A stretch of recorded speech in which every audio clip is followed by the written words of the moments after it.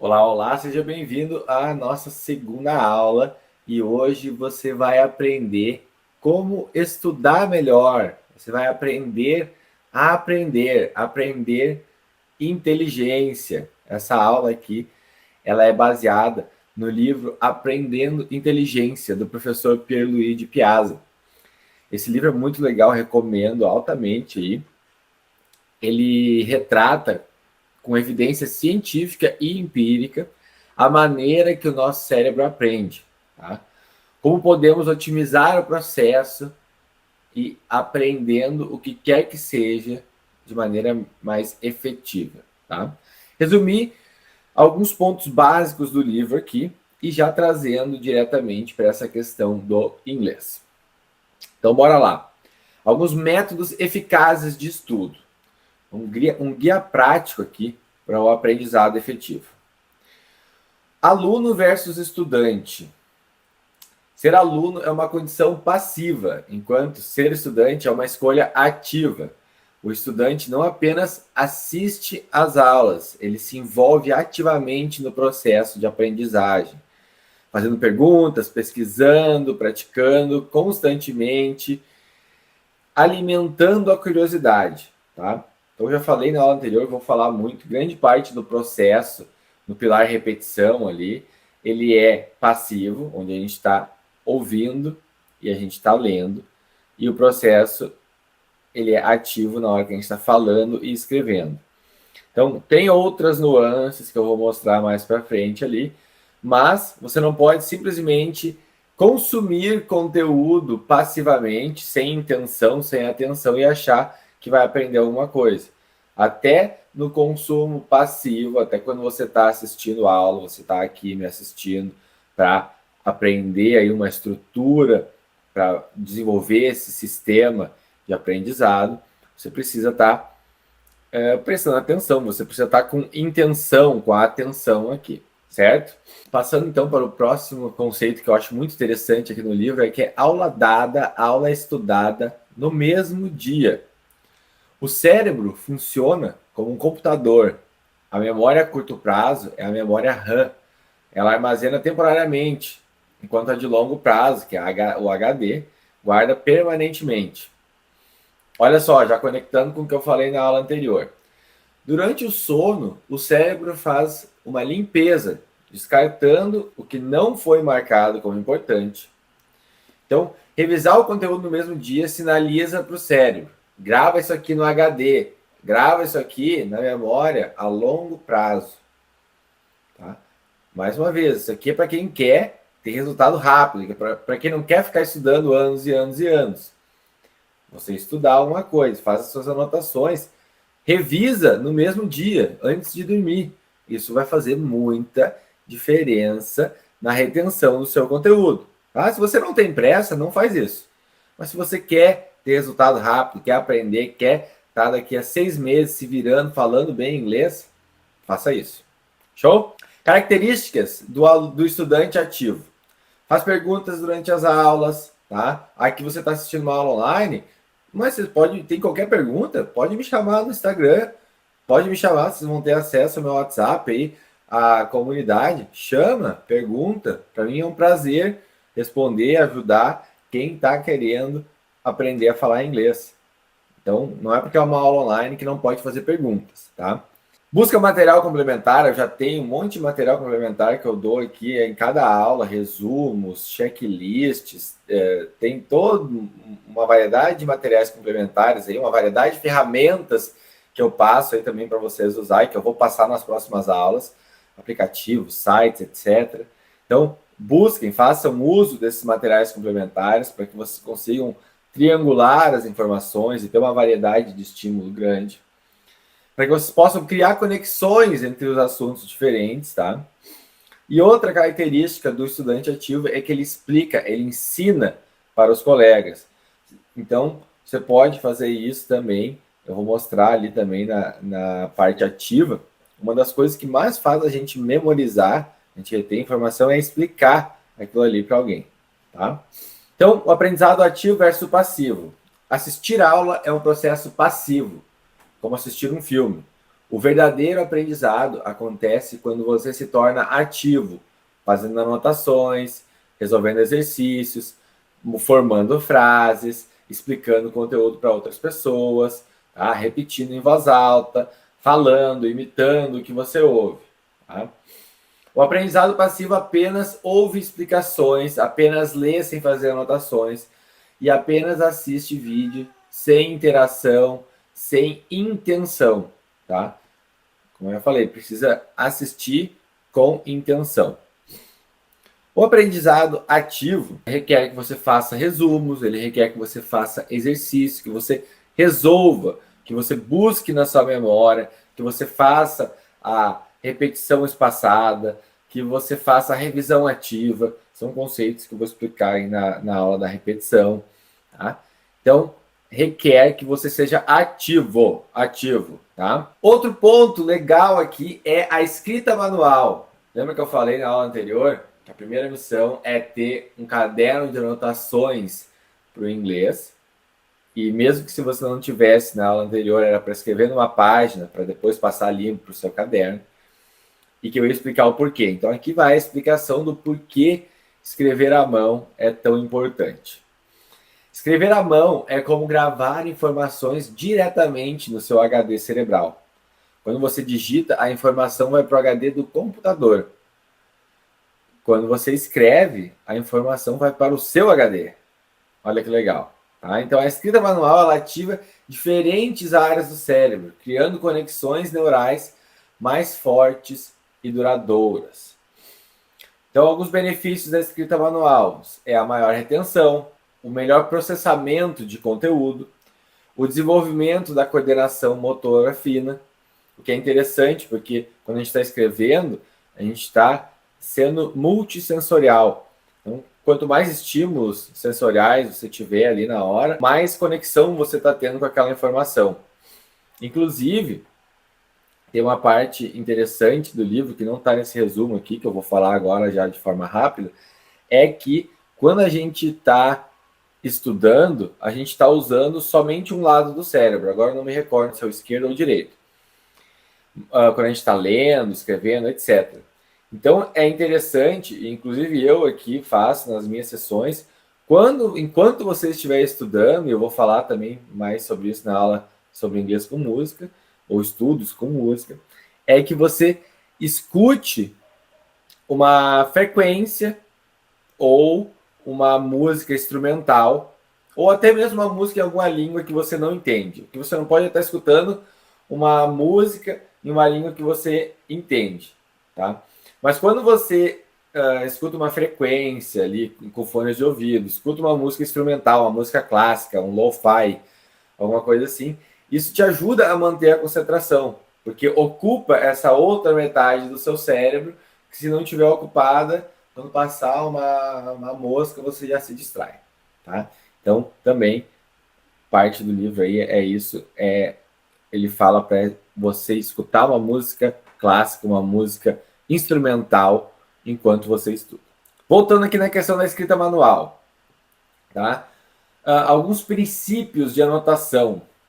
Tudo que for importante, tudo que for útil, tudo que você quiser trazer para o seu repertório no inglês, anota, escreve e repete em voz alta. Anota, escreve e repete em voz alta. Tá? Desenvolva o hábito de registrar todo o conhecimento valioso que você encontra. A repetição, através da escrita, fortalece a memória e o entendimento. Anote mais frases do que regras. Ó, presta atenção nisso aqui, ó. Anote mais frases do que regras. Anote palavras contextualizadas em frases. Isso é muito importante. Vou falar mais uma vez. Anote mais frases do que regras e anote palavras contextualizadas em frases, tá? O contexto é fundamental para o aprendizado. Uma palavra ou regra isolada tem menos significado do que quando ela está inserida em uma frase completa. Beleza? Então aqui, ó, seguindo, temos a metáfora do HD, né? Como eu já falei ali antes, se você escrever, vai para o seu HD. Se digitar, vai para o HD do computador. Então, pegue o hábito de escrever, anotar.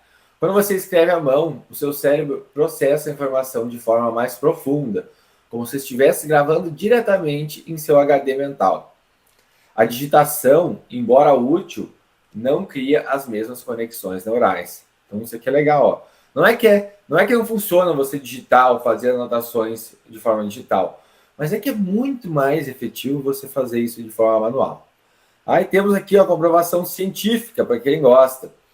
Pesquisas em neurociência demonstram que a escrita manual ativa múltiplas regiões cerebrais simultaneamente, incluindo áreas responsáveis pela memória, compreensão e coordenação motora fina.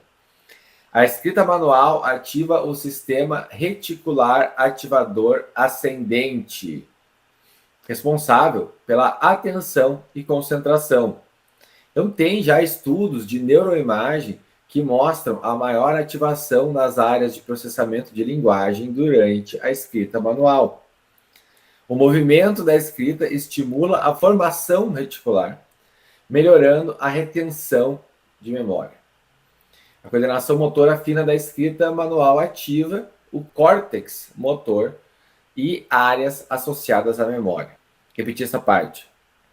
A coordenação motora fina da escrita manual ativa o córtex motor e as áreas associadas à memória. Então, o seu caderno de inglês é algo muito valioso. Ele tem que ser algo quase ritualístico. Ele vai se tornar algo quase ritualístico para você. Ele é seu HD pessoal. Tá? Então, tenha um caderno físico dedicado exclusivamente ao inglês. Anote tudo que for útil, revise, tenha o hábito de revisar nele, tenha o hábito de, como eu já vou falar na área também, na aula de hábitos, que é a próxima, tenha o hábito de revisar ele, deixe ele por perto, ele tem que fazer parte do seu dia a dia, tá? Então, anote tudo que for útil, tudo que for importante, tudo que você queira incorporar ao seu repertório. Frases completas, palavras contextualizadas, ideias práticas. Aí você pode criar suas associações mnemônicas ali. Vou explicar tudo isso. Você pode criar tudo, você anota tudo ali. Tá? Tudo que você quiser e precisar lembrar. Tá? Esse caderno é como um baú de tesouros, onde você guarda o que realmente importa. Evite listas soltas ou resumos copiados. Anote com intenção. Você pode ver que eu uso muito essa palavra, intenção. A intenção é poderosa, gente. Coloque o máximo de intenção que vocês puderem nesses sistemas, nesses protocolos, nessa ideia, nessa meta de aprender inglês, tá? Porque faz muita diferença. Então, anote com intenção, como um artesão moldando cada palavra. Imagine que isso é você moldando neurologicamente o seu cérebro para aprender inglês, é você colocando ali um tijolinho de cada vez, né? Cada palavra é um tijolinho, cada frase é uma linha de tijolos para você construir aí as paredes, para você construir aí o seu castelo da fluência. Vamos falar um pouquinho de repetição. Repetição efetiva. Olha essa frase aqui. Presta atenção aqui, ó. Não repita até que você lembre. Repita até não conseguir esquecer. Vou falar isso de novo. Vou repetir isso aqui na aula da repetição. Repetição é o nosso segundo pilar, tá? Então, não repita até que você lembre. Repita até não conseguir esquecer. Já vou juntar essa aqui com a outra frase que eu gosto muito sobre repetição, é que a repetição é a mãe de todo aprendizado. Tá? A verdadeira aprendizagem vai além da memorização temporária. O objetivo é incorporar o conhecimento de forma tão profunda que ele se torne parte natural do seu repertório. Estratégias de repetição. Escreva o mesmo conceito de diferentes formas. Crie exemplos práticos para cada regra. Revise suas anotações em intervalos regulares. Use o Quizlet. Vou falar mais profundamente sobre isso aí nas próximas aulas. Tá? Mas vou repetir aqui, ó. Escreva o mesmo conceito de formas diferentes. Tá? Crie exemplos práticos para cada regra. Não adianta você escrever uma regra sem escrever exemplos práticos. tá? E revise as suas anotações em intervalos regulares. Só o fato de você revisar o seu caderno diariamente já vai criar isso, mas o Quizlet vai dar um passo à frente. Eu vou explicar isso nas próximas aulas. Ensine o conteúdo para outras pessoas. Ensine nem que seja para você mesmo no espelho. Quando você explica, você retém. Tá? Então, só faz isso se você quiser ter resultado rápido. Se não tiver com pressa, não precisa fazer não, tá? Continuando aqui, na repetição e vivência. Então, olha só, não à toa também, né? Repetição e vivência, segundo e terceiro pilar do nosso método. Então, a repetição é o alicerce do aprendizado. Revise o conteúdo após dias e semanas para mover o conhecimento da memória RAM, da memória temporária, para o HD, para a memória a longo prazo. Associe emoção positiva aos estudos. Como falei na parte da vivência antes. Crie uma conexão emocional positiva, né? Como um atleta que celebra cada pequena vitória. Então, você precisa celebrar quando lembrar de uma palavra, quando você tem que sentir, tem que se dar esse tapinha nas costas, assim, por cada 1% melhor que você se torna. Então, emoções são como cola para a memória de longo prazo. Por exemplo, ao aprender uma frase em inglês, imagine usá-la em uma conversa real, com entusiasmo, com a entonação, a vivência, pessoal. É isso, o terceiro pilar do nosso método.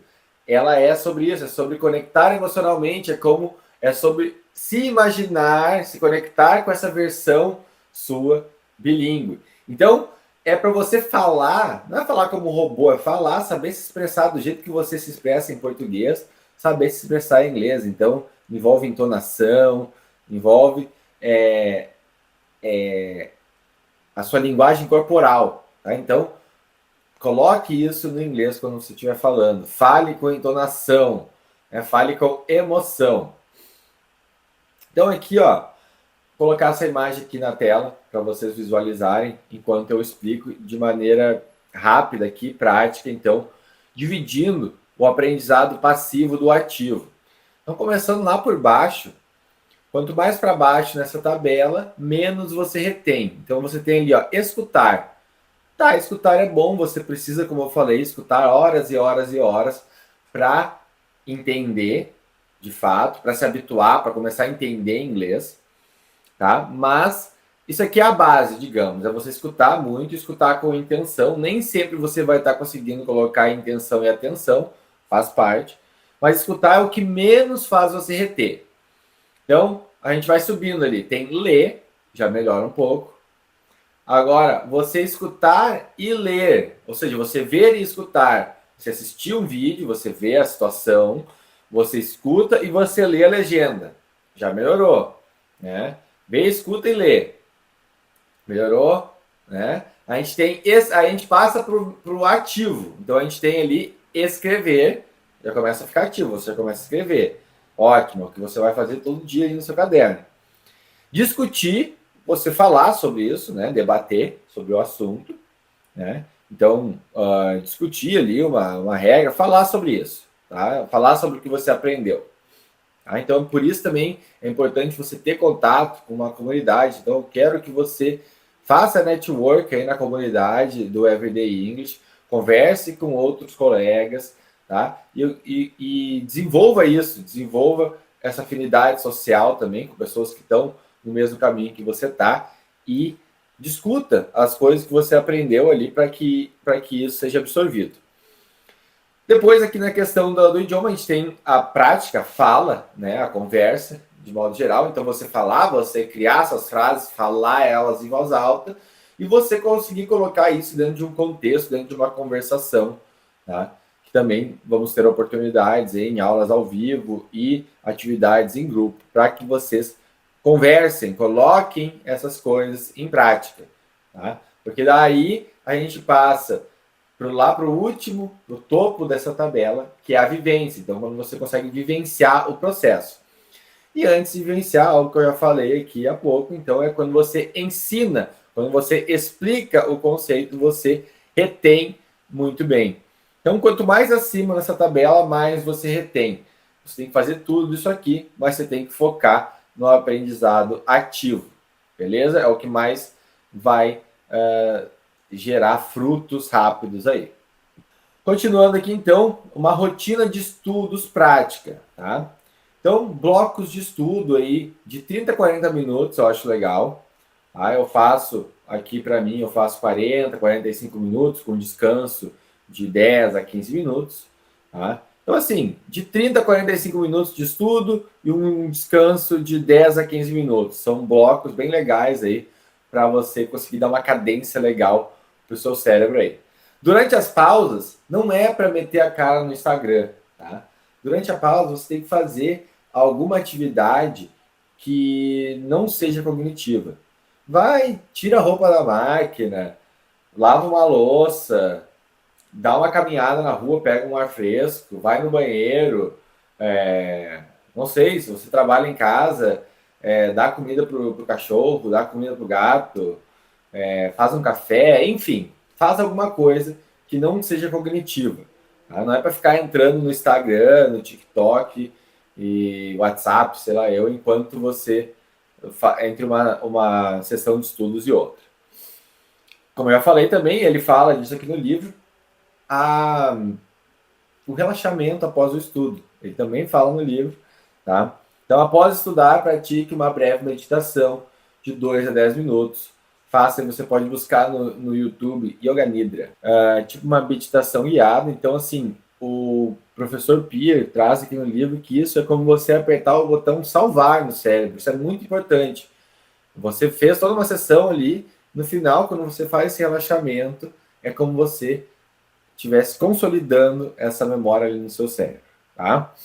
Ele reduz o estresse, como eu já falei, e prepara você para a próxima tarefa, para a próxima sessão. Algumas dicas de ouro aqui para terminar, então. Frases, então, são maiores que regras. Anote frases completas que mostrem o uso real da língua. Tá? Por exemplo, I can't wait to visit London. Mal posso esperar para visitar Londres. É mais útil do que uma regra gramatical solta. Tá? Frases são como mapas que guiam você pelo idioma. Então, por isso, eu sempre trabalho e vou trabalhar aqui com frases. Desde o início, quando a gente começar a botar a mão na massa do idioma inglês mesmo, que a gente está aprendendo a aprender, a gente está desenvolvendo um novo processo aí de aprendizado. Mas quando a gente começar a ver as coisas em inglês mesmo, eu vou passar muitas frases funcionais em inglês para você e a gente vai partir disso aí. Tá? Então, frases são melhores, maiores do que regras. O contexto é tudo. Então, palavras soltas, como, sei lá, big, são esquecidas facilmente.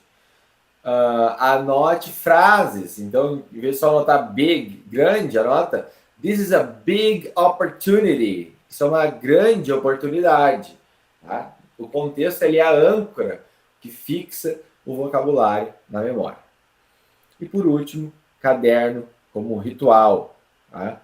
Cada anotação no seu caderno de inglês é um compromisso com o seu aprendizado. Escreva à mão, revise, repita. É como plantar sementes que crescerão com o tempo. Então, a conclusão dessa aula aqui é: não estude mais, estude melhor. Você não precisa estudar horas por dia, até porque você não tem, provavelmente, horas por dia para estudar. Mas tudo que eu vou passar para vocês aqui é para que você estude melhor, que você consiga ser mais efetivo nos seus estudos, para que você tenha bons resultados. Tá? As aulas são para entender, mas o aprendizado acontece no estudo ativo. Então, ouvir aqui eu falando, para você entender, se situar no processo. Você precisa botar as mangas para cima e trabalhar.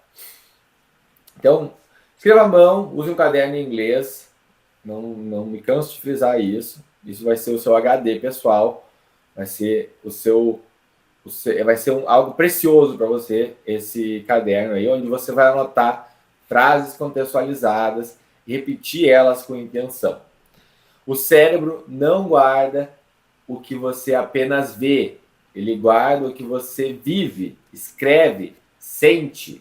Tá? Então, Conecte-se emocionalmente com isso aí, com esse processo, adote essas práticas, transforme o seu estudo em um processo tão natural quanto respirar. Tá ok? Qualquer dúvida, me chamem, perguntem, não sejam tímidos, bora para cima e vejo vocês na próxima aula.